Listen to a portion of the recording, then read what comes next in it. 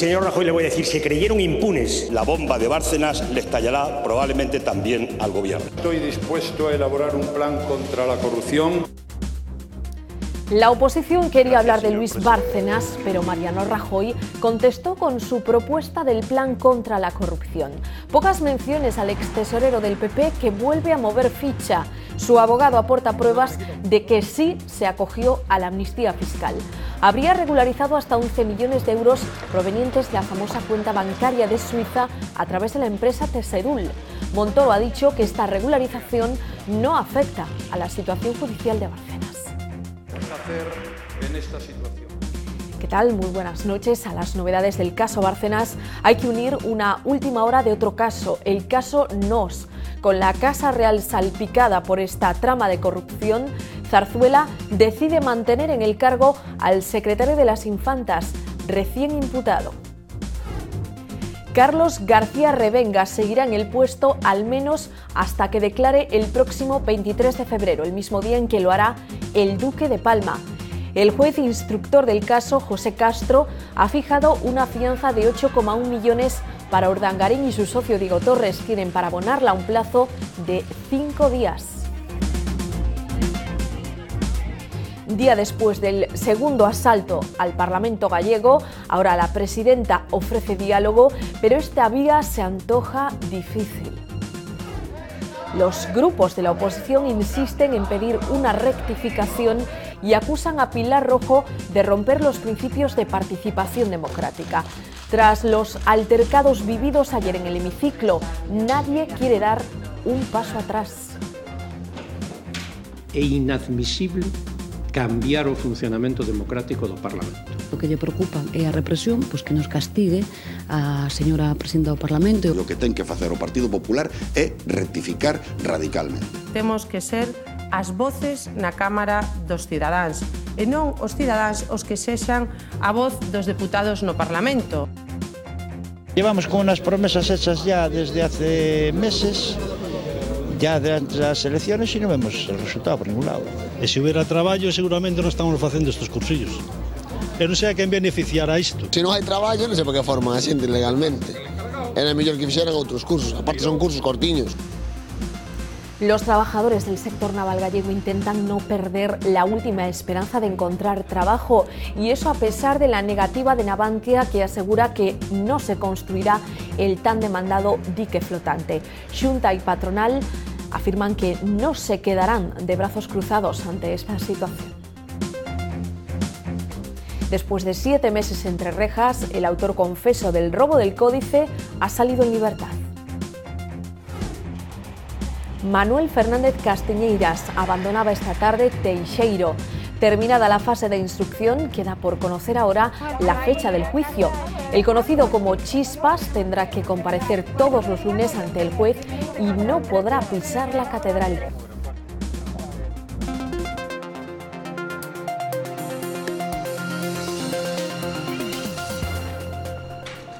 El día después de conocerse la imputación del secretario de las Infantas en el caso Nos, muchas miradas estaban hoy pendientes de este hombre, del rey. Don Juan Carlos presidía hoy una de sus habituales recepciones en Zarzuela, ayudándose todavía, como ven, de unas muletas. La Casa Real ha decidido mantener a García Revenga en su puesto. Cualquier decisión sobre su persona será tomada después de que declare ante el juez el próximo 23 de febrero. Decisión que no hemos escuchado de boca del monarca ni del príncipe, que hoy inauguraba Fitur, la Feria Internacional de Turismo, sino de un comunicado. Don Felipe, por cierto, cumplía hoy 45 años en un escenario actual de lo más adverso. Las múltiples felicitaciones que recibió pusieron el toque amable. Toca amable en un día en el que el juez Castro confirma la fianza de más de 8 millones de euros para Iñaki Urdangarín y para su ex socio Diego Torres. En el auto, el magistrado asegura que el Duque de Palma se aprovechó de su parentesco con la Casa Real y que lo usó con desmedido ánimo de lucro. El juez Castro no ha mostrado ninguna duda. a lo largo de 542 folios, exige a Iñaki Urdangarín y Diego Torres 8.189.448,44 euros. Es la cifra exacta que el pasado mes de noviembre reclamó la Fiscalía para que los dos ex-socios hagan frente al daño patrimonial supuestamente causado a las administraciones de Valencia y Baleares. Castro, en su escrito, va más lejos. Entiende que Urdangarín y Torres presuntamente habrían cometido los delitos de falsedad, prevaricación, malversación de caudales públicos y tráfico de influencias. Delitos a los que en breve podrían sumarse otros contra la hacienda pública. Un repertorio que dejaría en bandeja en un futuro peticiones de prisión superiores a los 12 años de cárcel. Y en el escrito del juez tampoco se libra el recién imputado en la causa, el secretario de las Infantas, Carlos García Revenga. De él se dice que respaldaba los negocios de Urdangarín, negocios en los que se utilizaba como reclamo a la Casa Real. Urdangarín y Torres disponen ahora de 5 días para hacer frente a la fianza. En caso contrario, se arriesgan al embargo de todos sus bienes. Una de las medidas más polémicas adoptadas por el Gobierno central en su paquete de ajustes ha sido puesta en duda por la Audiencia Nacional. El tribunal no tiene claro si la supresión de la paga extra a los funcionarios es constitucional. Considera que ese tipo de gratificaciones se devengan día a día y que, por lo tanto, no se podría suprimir la paga completa en julio con efectos retroactivos. La Audiencia deja la decisión en manos de la Fiscalía. La medida entraba en vigor el pasado 15 de julio. Es que es lógico que hasta el día 15 de julio, que es cuando se toma la medida, que se pagara la parte de paga extra de vengada y no cobrada, que sería mes y medio. En principio, bueno, hombre, bienvenido sea, pero bueno, no nos va a sacar de pobres, la verdad, ni de ricos, o simplemente, pues bueno, es un dinero que nos tendrían que abonar en caso de que eso se confirme, pero bueno, que no creo tampoco, o sea, pueden ser a lo mejor 20-30 euros. Hombre, pues me parece que no se pueden quitar derechos con carácter retroactivo, nada más.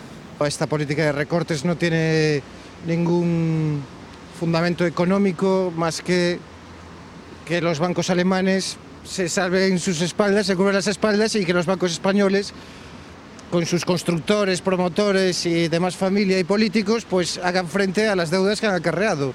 Y nosotros en el barco. La actualidad en los tribunales nos deja también novedades en el ámbito de la sanidad. El Tribunal Superior de Justicia de Castilla-La Mancha ha dado el visto bueno al cierre de 18 urgencias nocturnas en esa comunidad.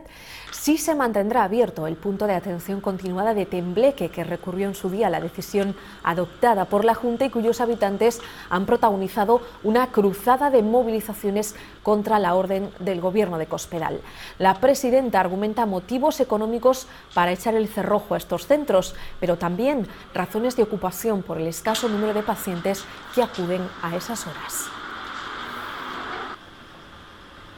Hoy el abogado de Luis Bárcenas ha aportado pruebas de que su cliente regularizó 11 millones de euros gracias a la amnistía fiscal. No lo habría hecho a nivel individual, sino a través de una sociedad llamada Tesedul. Según los documentos aportados, el ex tesorero del Partido Popular tuvo que pagar en el mes de diciembre más de 1.400.000 euros por regularizar ese capital que tenía en Suiza. El Gobierno había asegurado que aquellos que estaban siendo investigados no podrían acogerse a esa amnistía. Cristóbal Montoro también insistió la semana pasada en que Bárcenas no se había acogido a este proceso extraordinario a nivel personal. Hoy ha asegurado Montoro que esta regularización no cambia las cosas y que no afecta a los procesos que están en marcha. Lo que demuestra todo esto, aparte de la estrategia jurídica de cada uno, que es muy libre, por supuesto, ¿no?, en un país como el nuestro, lo que demuestra es que realmente la justicia está funcionando, la agencia tributaria está funcionando, y a partir de ahí debemos ver cuáles son las conclusiones a las que va llegando todos estos procesos, pero que esencialmente que no afectan. Nuevas informaciones que han salido a la luz precisamente en el día en el que el presidente del Gobierno acudía a una sesión de control extraordinaria. Las preguntas giraban en torno al caso Bárcenas, pero Mariano Rajoy no ha mencionado ni una sola vez el nombre del extesorero. Llaman a pleno. Hoy toca dar explicaciones por vez primera en el Parlamento. Usted tiene un problema de corrupción en su partido que afecta a comunidades autónomas, ayuntamientos y afecta también a decenas de responsables políticos. Contundencia, celeridad y ejemplaridad. Eso le pido, señor Rajoy. Pero si alguien pensaba que Rajoy iba a hablar de Bárcenas... No se me ocurre otra cosa que hacerle la misma recomendación que me ha hecho usted a mí. Pues no, ni de las cuentas en Suiza, ni de los sobres con dinero negro en el PP. De eso ni palabra. Rajoy se limita a esto. Estoy dispuesto a elaborar un plan contra la corrupción. Pero la oposición pide más, porque si no... Si no, la bomba de Bárcenas le estallará probablemente también al gobierno. Se fueron de rositas con triquiñuelas legales. Y, señor Rajoy, le voy a decir, se creyeron impunes. Y eso es lo que están pagando ahora, señor Rajoy, porque la impunidad en este país, por suerte, ya no existe. Rajoy replica apuntando al PSOE. No ha estado usted hoy muy afortunado. Supongo que en su grupo la situación de su partido le obligan a hacer esos papelones. Se va como entró. Su estrategia pasa por no entrar en el escándalo que sacude a su partido. El PSOE preguntaba también esta mañana al ministro de Justicia por la concesión del indulto al kamikaze de Alcira. Gallardón ha insistido en que se estudió el caso y en que se siguió la senda marcada por los socialistas que habían concedido un indulto a otro conductor en similares circunstancias. Claro que con una diferencia, el indultado por el gobierno de Zapatero había cumplido la mayor parte de la condena y en este caso solo 10 meses de 13 años. ¿Por qué ha tramitado con esta inusual rapidez? ¿Por qué 13 años se convierten en 4.200 euros? ¿Por qué, ministro, tiene algo que ver con que el despacho que ha tramitado este indulto es un despacho ligado a familiares directos suyos? Tuvimos nuestras dudas, pero entonces lo que hicimos fue ver qué es lo que se había hecho antes. Y sí, y entonces yo me fui al último indulto que por un delito de seguridad vial se había concedido. Y fue concedido el 16 de septiembre del año 2011, pocos meses antes de que el gobierno, presidido por don José Luis Rodríguez Zapatero, abandonase sus responsabilidades. Nos vamos a otra cámara. La Cámara Gallega, su presidenta, ofreció diálogo para debatir esa polémica medida de restringir el acceso al público, pero tras los altercados ocurridos ayer, ese diálogo parece cada vez más difícil de alcanzar. Los altercados del Parlamento pasaron, pero sus consecuencias siguen. Ninguno de los grupos ha dado un paso atrás. La presidenta ha decidido hoy guardar silencio, aunque sí dará explicaciones, mientras ha recibido de nuevo el respaldo del PP.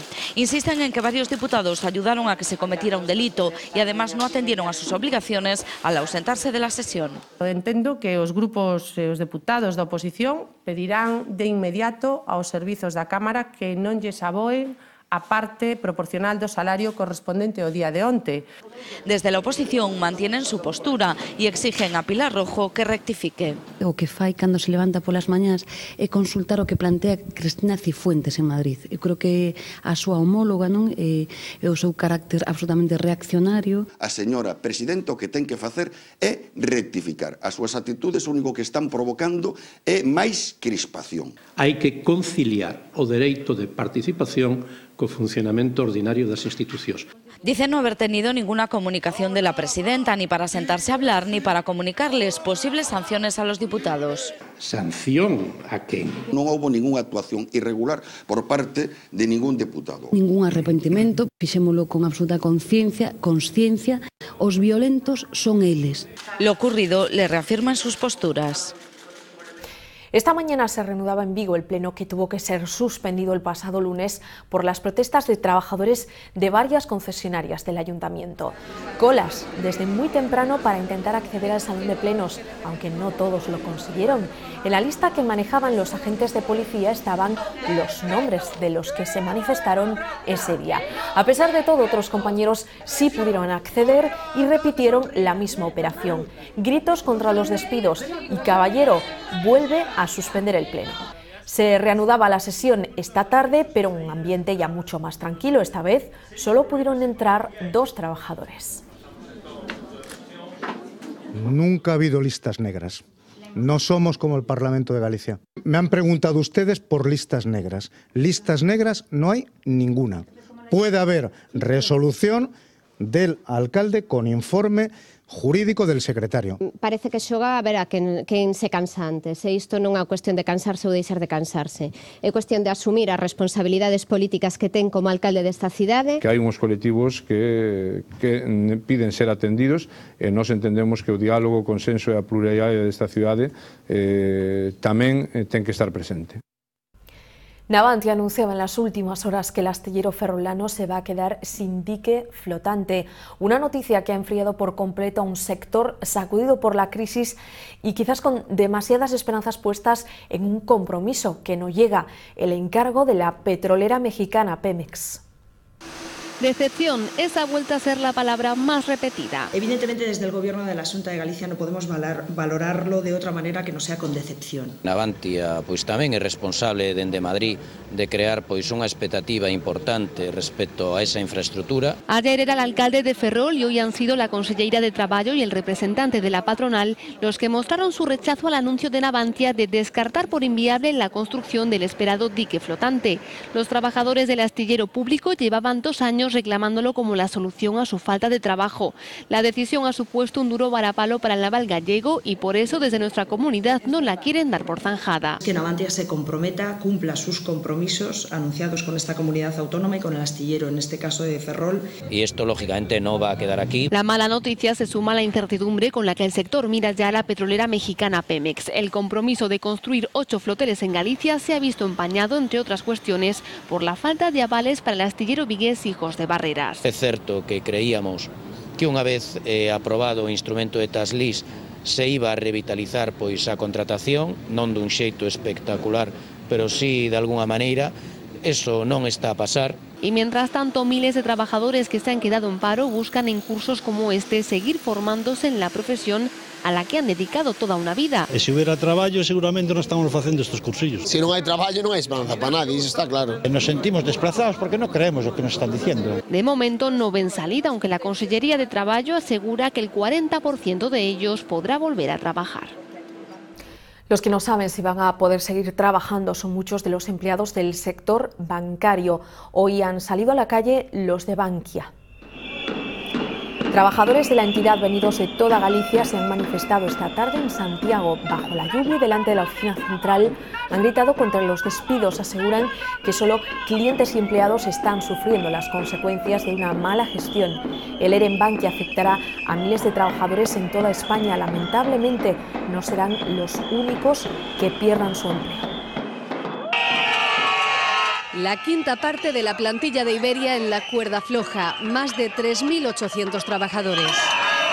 Protestan por la gestión que está haciendo IAG de la empresa y lo hacen frente a la Feria del Turismo, sector clave en nuestro país. No es que están gestionando mal, están robando. El turismo va a estar en manos no españolas. El turismo de España depende de que Iberia siga trayendo a tantos turistas. Otra concentración frente a la sede de Bankia, donde peligran 6.000 puestos de trabajo más. Con condiciones inferiores al mínimo, a los mínimos que marca la reforma laboral. Pasarán a engrosar una lista de paro que roza los 6 millones de desempleados. A pesar de que es la peor cifra de nuestra historia, el Gobierno ha hecho hasta 3 veces balance positivo de casi un año de reforma laboral. La reforma laboral está funcionando muy bien, está mejorando nuestra competitividad. La reforma laboral ya está teniendo un impacto positivo. Una reforma que ha servido en medio de un año muy duro de recesión para mantener muchos empleos en España. Por eso estamos muy moderadamente satisfechos. En 2012 se destruyeron 850.000 puestos de trabajo, pero según el Gobierno, sin la reforma habría sido peor.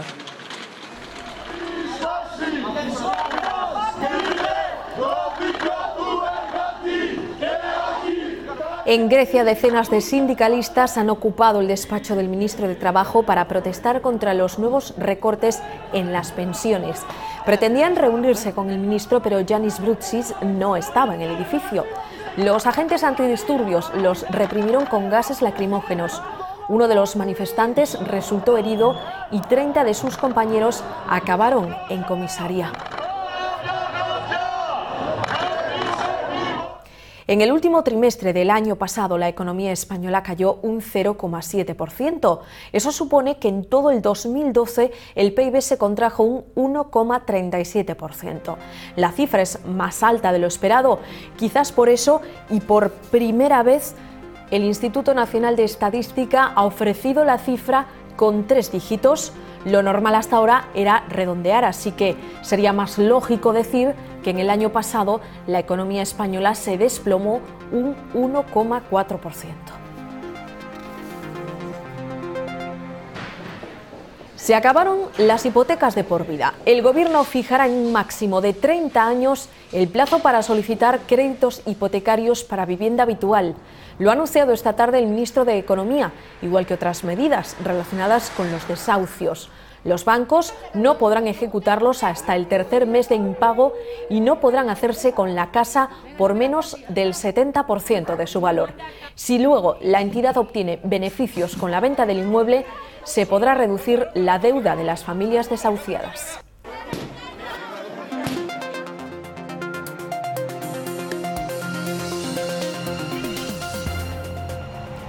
A las 5 de la tarde y después de casi 7 meses en la cárcel, Manuel Fernández Castiñeiras, autor confeso del robo del Códice Calistino, abandonaba la prisión de Teixeiro. No ha querido hacer declaraciones. Sí ha hablado su abogada, que insiste en que el proceso ha perjudicado al acusado desde el primer momento. El ladrón del Códice sale de la cárcel porque ya ha terminado la fase de instrucción y a la espera de que se concrete la fecha del juicio. A partir de ahora, Castiñeiras tendrá que comparecer todos los lunes en el juzgado. Tiene prohibido entrar en la catedral. Pues hombre, muy agobiado, lógicamente. ¿Cómo se va a encontrar? Es decir, es normal que esté agobiado. Es un anciano de 60 y tantos años. Es decir, es un anciano que le dio un ictus en el 2005 y que fue sometido a un interrogatorio muy bonito. Yo me he dedicado a, primero, pedir la nulidad de su declaración, ¿vale? Segundo, pedir la nulidad de las grabaciones. Tercero, pedir una serie de pruebas testificales. Es decir, que todas las personas que le han firmado a este señor facturas de la catedral reconozcan que se las han pagado, porque si estamos diciendo que ha robado y él dice que ha trabajado y le han pagado, se podrá probar.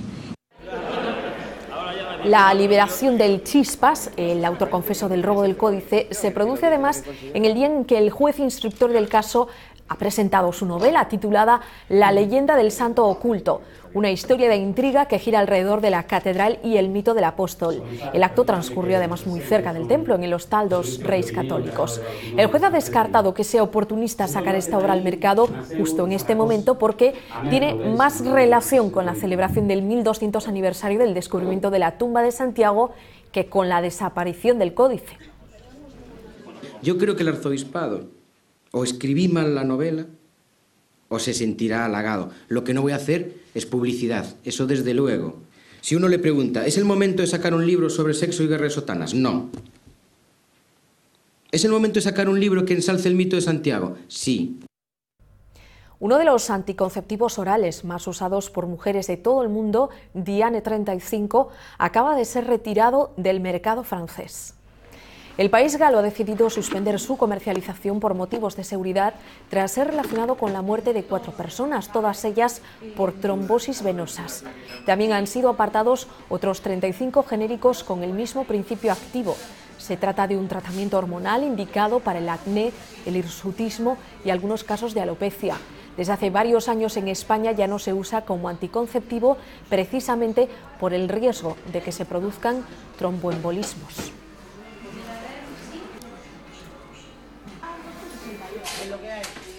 Entre un 10 y un 20% han subido los precios de los fármacos que dejaron de estar financiados por Sanidad, es decir, desde el pasado mes de septiembre.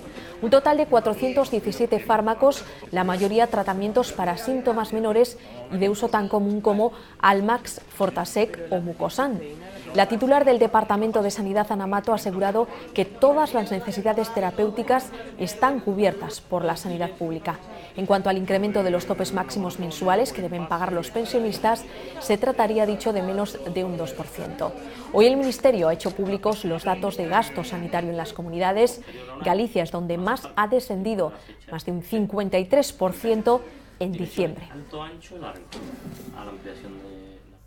Se llama Brendan Marocco y acaban de hacerle un doble trasplante de brazos, el primero de estas características que se realiza en Estados Unidos. Los perdió en abril de 2009 en un ataque cuando combatía en Irak. Un proyectil impactó contra el vehículo en el que viajaba. Le amputaron las 4 extremidades y toda su vida cambió.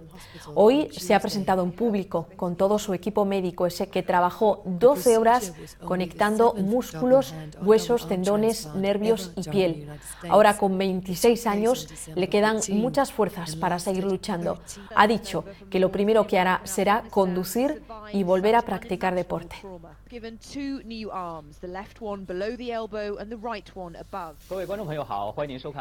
Les hablamos ahora de una curiosa iniciativa. Llega desde China. Un empresario millonario vende aire limpio enlatado para poner su granito de arena en la lucha contra la contaminación. Cada envase cuesta 50 céntimos y hay varios olores a elegir: Tíbet prístino, Taiwán postindustrial o Yan'an revolucionario. Según el inventor de la idea, abrir la lata y aspirar 3 veces de manera profunda permite tener mejor humor y una mente más clara.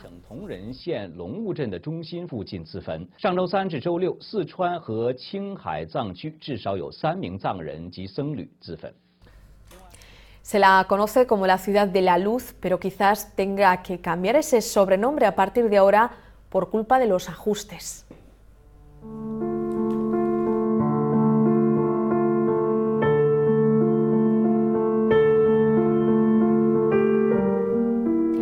El gobierno francés obligará a los comerciantes de París y a los del resto del país a apagar las luces de sus establecimientos entre la 1 y las 7 de la mañana para ahorrar una energía equivalente al consumo de 750.000 hogares.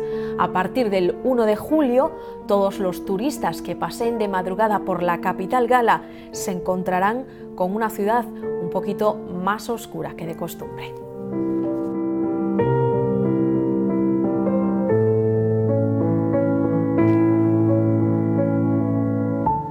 O sea que para ver los modelitos de los escaparates de Dior será mejor esperar al día siguiente. Se quedan con Historias del Tiempo y después Vía V. Hasta mañana.